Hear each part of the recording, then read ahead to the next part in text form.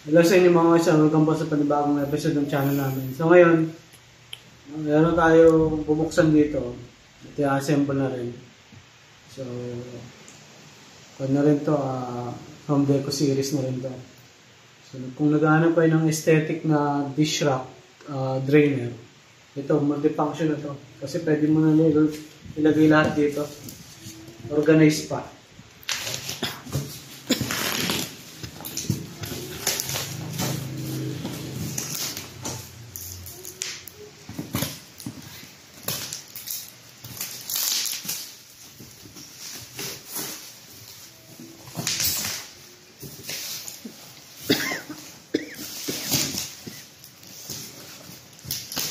Kung hindi ko pala kayo nakaka-subscribe sa channel namin, so pwede po kayo mag-subscribe. Like nyo na rin itong video para makakakontahin yung algorithm.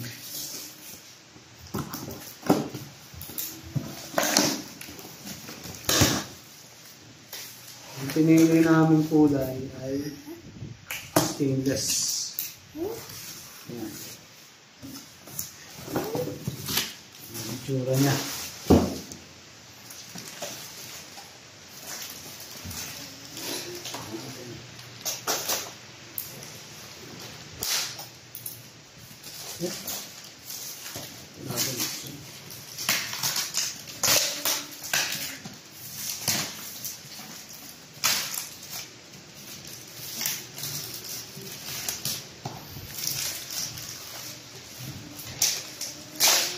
Meron siya ditong installation manual. So, dali lang naman.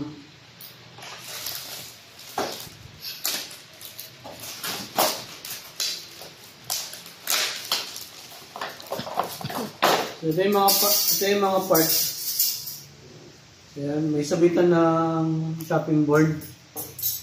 Tapos ito yung para sa mga pinggan, sa baso, sa mga kutsilyo.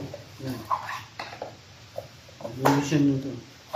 Mga kutsara. Meron siyang tornilyo. So, ito yung sa drainer. Tapos ito yung pinakalabasan ng tubig. So, dito siya ilalagay. Ganun. Kung saan nakatapat yung pan, ganyan, syempre dito yan. Labo naman doon. Ito, pwede rin dito sa harapan. So, usually dito. Papunta sa papahabaan pala. Kung ilipat ba doon, ano siya. Yung naagos yung tubig.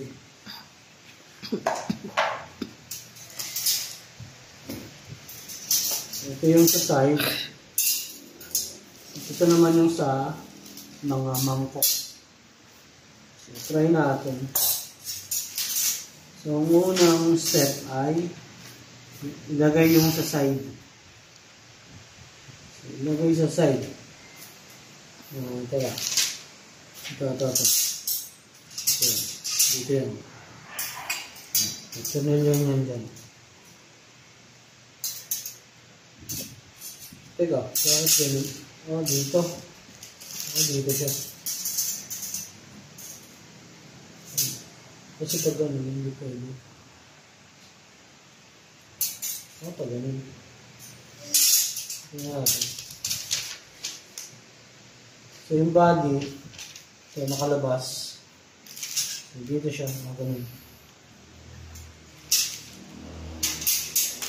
Dahil ng tornilyo.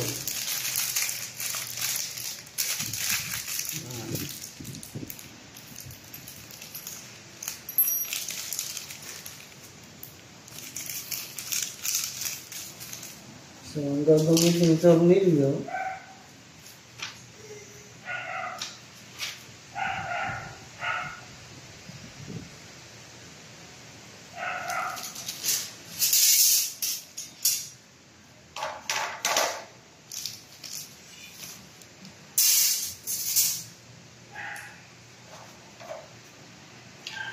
Ganun siya.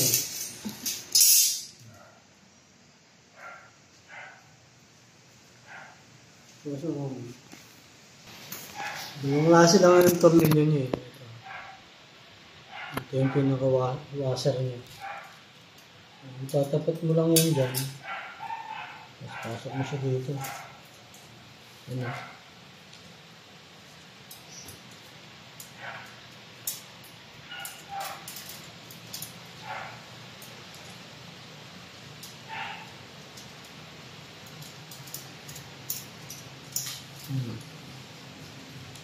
Hindi lang siya assemble. Tapos higpitan mo lang dito. Meron naman silang tools na dito. Siyempre hawakan mo dito yan.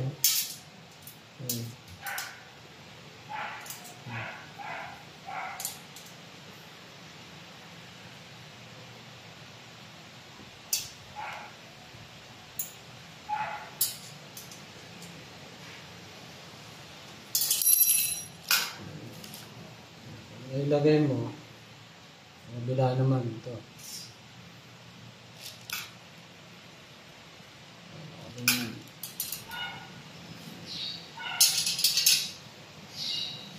Pag lilinisin nyo to, yung Scotch Brite na malambot sponge ang gagamitin nyo. Hindi yung magaspang. Kasi gagasgas pa rin yan. Susubukan ko na yan.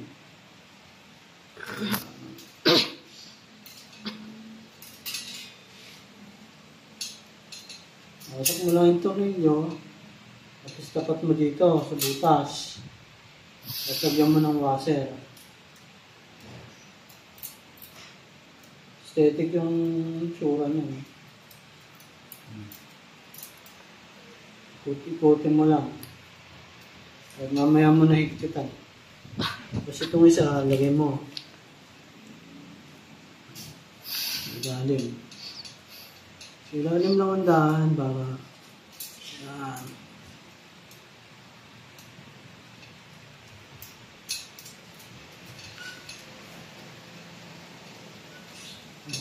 Gawin na natin yung first layer. Gagawin natin, higpitan muna natin. Para matibay.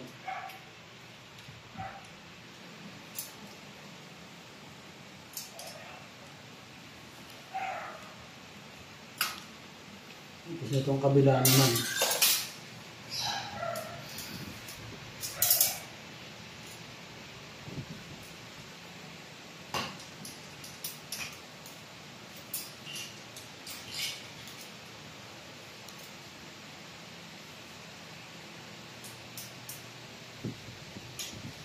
Ganda kasi dito, mas organized siya kasi hiwalay yung lagay ng pinggan. Hindi katulad sa dati namin. Mamaya pakita namin sa inyo yung dati namin. Kagulong-kagulo na. May tendency mabasag pa. So after nyan yung sa baso. Ito yung sa baso, hindi sa pinggan. Dito naman siya. Diba? Hindi na may harapan. Dapaan na lang natin.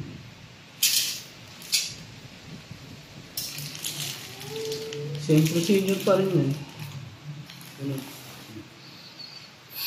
Tapat mo lang doon. Tapat mo lang sa butas. Ayos na yun. Sa ilalim ang daan na ito. Sa ilalim. Yan. Diba? Sinunod siya. Aesthetic yung itsura. Yung mga mahilig sa aesthetic dyan, lalagay ko sa yellow basket to. Sa description box. Makabili kayo. Lalo na yung mga bagong lipat dyan. Hindi alam anong bili na magandang drainer. Ito, maganda to. Ilagaan mo lang sa linis eh. Ilaga lang sa linis. Yan na natin higpitan. Yan na natin yung kabila.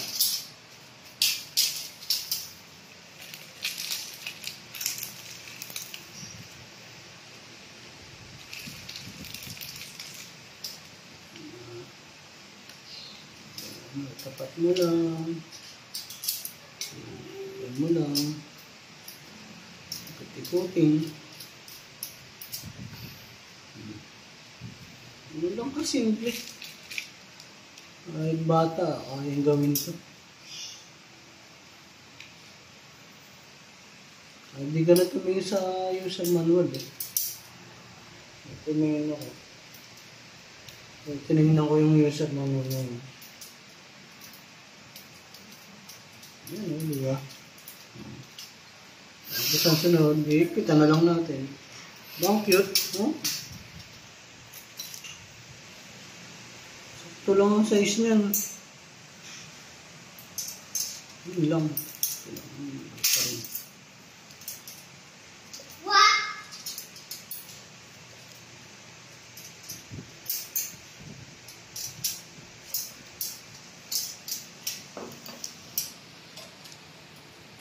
Sakto lang ang size yan doon sa paglalagyan namin.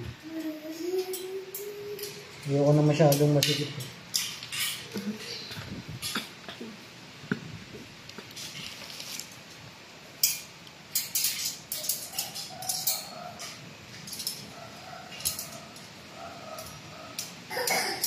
Hirap ah.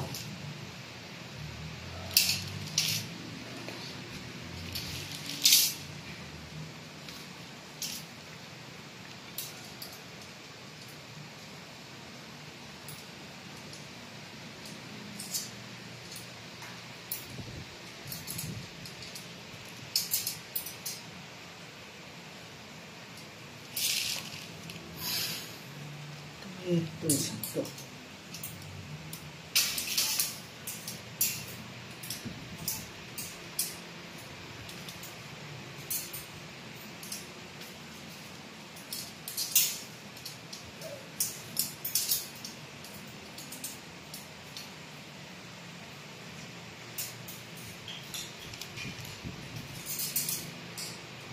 Hirap po din itong santo.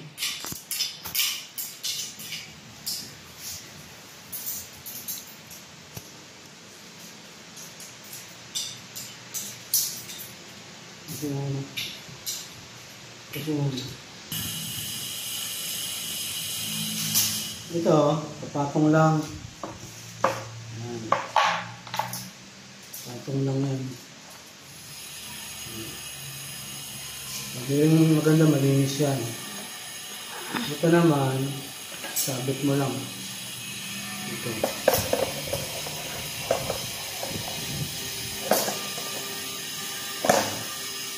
Meron din siyang tuluan ng tubig. Diretso siya dito. Kaya dapat pala, inisip mo siya dito. Ito yung dito niyo sasabit yan.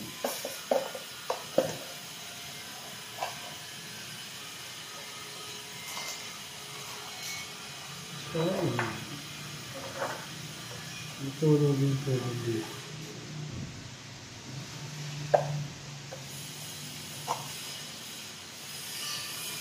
Hindi ba baliktad? Ano naman? Kasi ito. Ito. Ayan. Paano mo? Ito. Magawa ko dun. So, ganun siya. Dito sa baba. So, kung ito sa taas, ito sa baba. Dito yung hindi siyang tumulo din. Maganda siyempre na lang natin.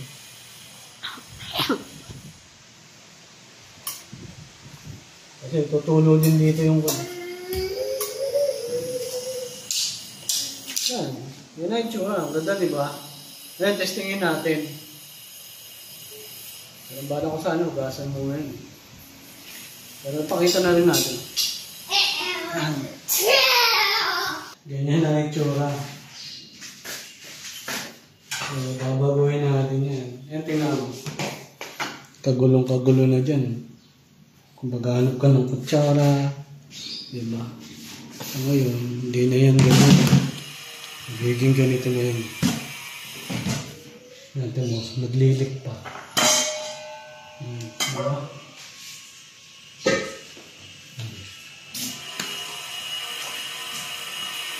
May na ang tubig eh. Ito, at least. Diretso na.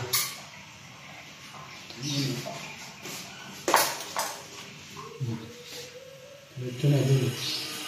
Diba? Maskon pa siya.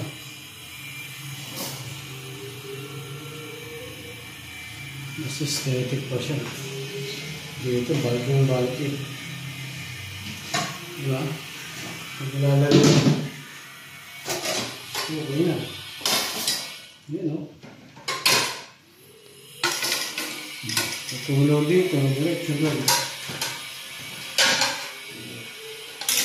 Diba? Maraming na ba ito dito?